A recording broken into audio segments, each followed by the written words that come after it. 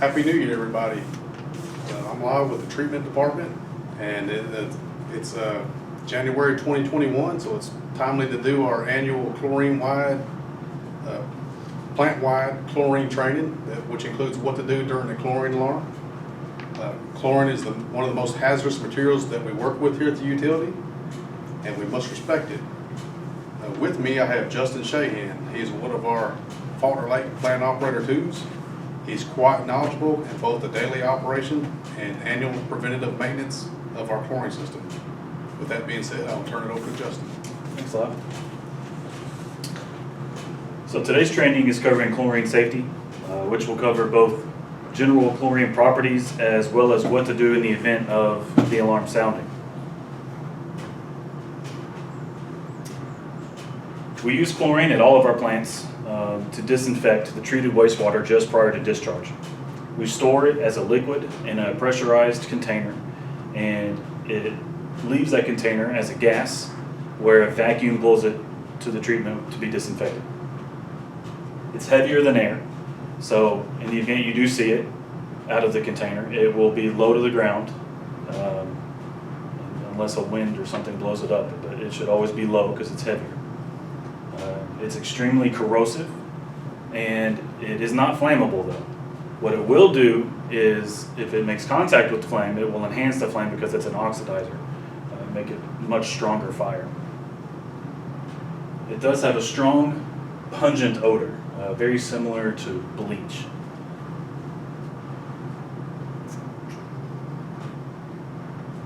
Breathing it in is irritating to your respiratory system, and depending on the concentration of the exposure, the irritation ranges from mild to deadly. According to the CDC, some immediate symptoms of chlorine exposure include blurred vision, burning, pain, redness, and blisters on your skin. If the exposure is liquid, the skin injuries are very similar to frostbite. There's a burning sensation in your nose, throat, and eyes. You have coughing, chest tightness, difficulty breathing, fluid in your lungs, nausea and vomiting, watery eyes, and wheezing.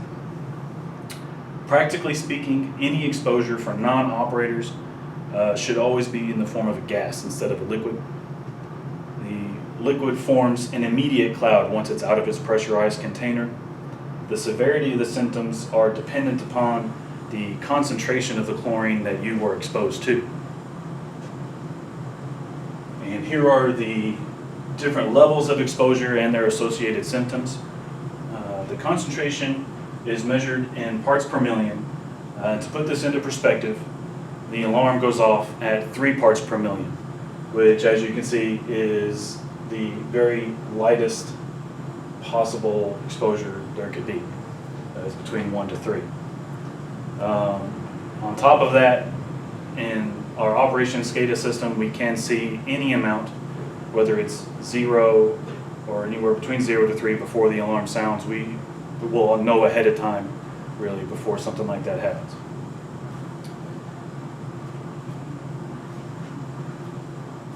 So when you hear the alarm, the first thing you need to do is to get ready to evacuate. Just gather your things, your phone, purses, whatever you have that you need when you leave the premises. Get it ready to go, but don't go yet. Sit tight and wait for a message from the administration. Since the alarm sounds at only 3 parts per million, the alarm will rarely actually warrant needing to evacuate. But considering the severity of a major exposure and the hypothetical how bad it could possibly be, we treat every alarm as if evacuation could be required.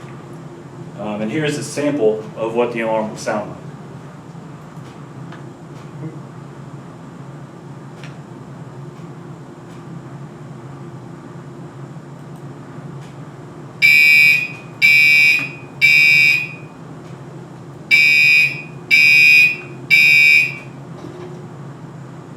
Okay, so you hear that sound. What happens next is the operators are going to go to the chlorine dock.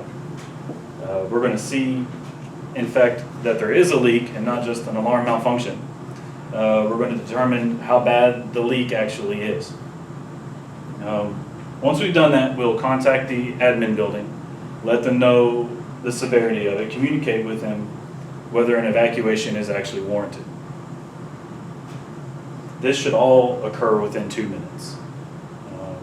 So you don't have to sit tight for long before you should know what you're going to be doing. If the admin building has not been contacted for some reason by an operator at that point, they're going to be proactively trying to reach out to us, the operators, to see what's going on the route. At that point, once we've had contact, the administration will give the go or no-go announcement over the desk intercom system, and the operators on our end, we will give the go or no-go message on our mass text messaging system. If an evacuation is called for, be aware of the wind direction. It's very important. You can look for either the windsock above the chlorine dock, or you can just look at the flags outside of the admin building. See which way the wind is going. That's the way the chlorine's going to go. And since it's a gas, it's just going to be flowing with the wind. Go the other direction.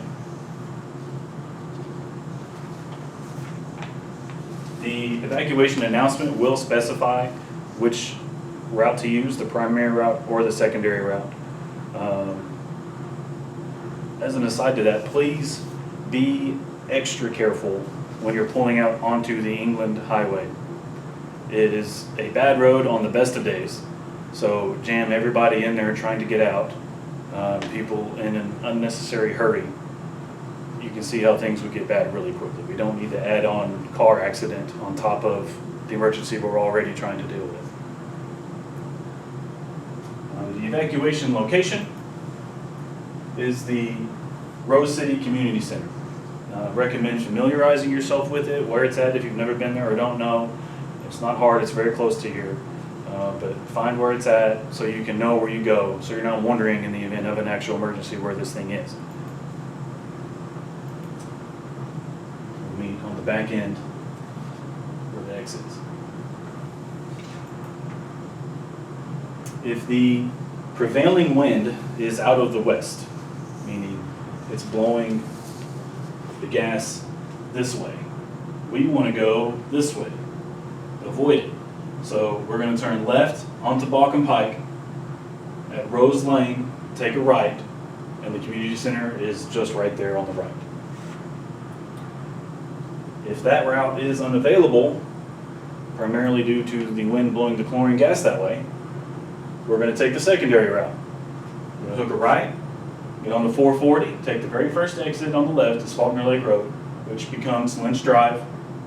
Take a left onto Rose Lane and it'll be right there on the left. So what are operators doing in all this time? What's happening to us? We will not be evacuating with everyone else immediately. We'll stay behind to serve as a line of communication between what's going on here and the admin personnel until we are relieved by a supervisor or another authority figure to tell us we need to go as well. We have our own step-by-step response plan that we'll follow and adhere to minimize the situation, ideally be able to stop it entirely.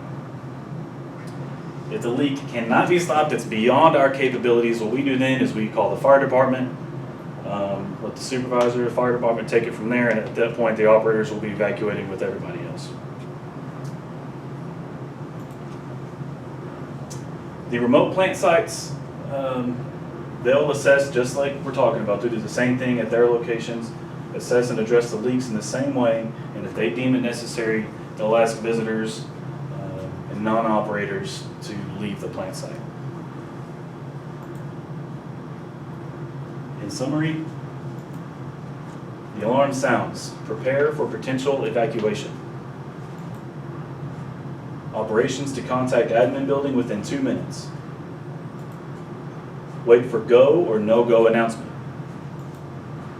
If it's a false alarm or no-go, return to normal duties. If go, take the primary route. If not possible, take the secondary route. A mass text message will also go out to all utility cell phones and to employees that registered their cell numbers to the system. Go to the rear of the Rose City Community Center for head count. Each department head or designee will take a head count. Do not leave unless released. Plant operator, supervisor, or designee will call admin to notify when it's safe to return. All off-site employees during the evacuation will not be allowed to return to the plant unless it is announced as safe to return. If unable to return, utility vehicles present will be used to take employees home.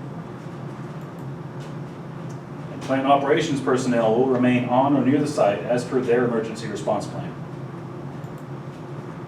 The mass text messaging system, if you are not registered with this but you want to be, please let us know. I strongly encourage it. You'll get the message on your personal phone about any kind of potential evacuation. These numbers are stored locally on our utility SCADA database. It's not available to anybody outside or any third parties. It's housed entirely within our SCADA server. The messages are only chlorine related or inclement weather utility closing related. To sign up, use your text app on your phone, but use our email address as the recipient. Every single cell carrier is different. This helps reveal the path for our SCADA to send the message to your phone. Any questions? Contact us. We'll get back with you. And please, all you department heads, have your employees sign the sign-in sheet. We need this for our R&P documentation. We're required by federal law to do this every year, provide this training for everybody. So do us a favor, just make sure everybody views this, as time allows. You want to encourage the social distancing, so you may have to have people, view it on their work cell phones. We can put it on YouTube. It'll be available on the public drive like Mary Beth safety meetings. So kind of the same format. We just ask that everybody, please, as time allows, people are allowed to spread out, watch it in the conference rooms or wherever their department designates. Just be aware that we just need to do this for our R&P as well. So if you have any questions, our email's up there. So Thanks.